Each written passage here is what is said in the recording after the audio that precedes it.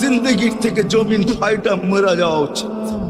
আমি তো মাঝে মাঝে বলি আমাদের জমিনটা উল্টা যাওয়া উচিত, যে মৃত্যু সময় বলতেছে আমার উম্মতকে কে দেখা রাখবে।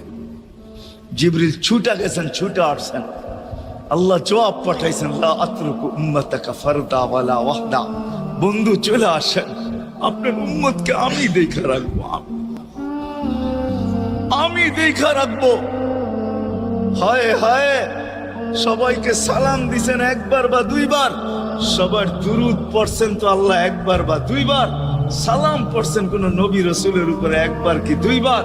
আর বন্ধুর সালাম প্রতি জুমা ইমাম আছে, খতিব আছে, ইমামরা একটা আয়াত পড়ে কোরআনের, ইন্নাল্লাহা ওয়া মালাইকাতাহু ইউসাল্লুনা আলান নবী ইয়া আইয়ুহাল্লাযীনা আমানু সাল্লু আলাইহি ওয়া সাল্লিমু তাসলিমা।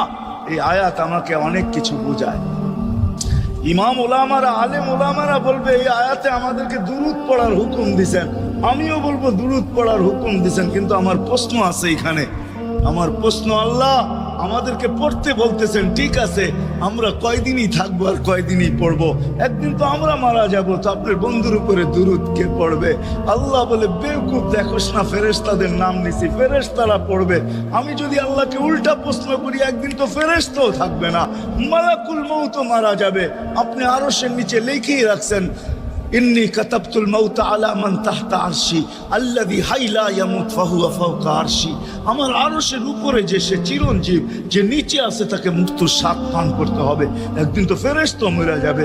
আমাদের নবীজির উপরে দুরূদ কে পড়বে?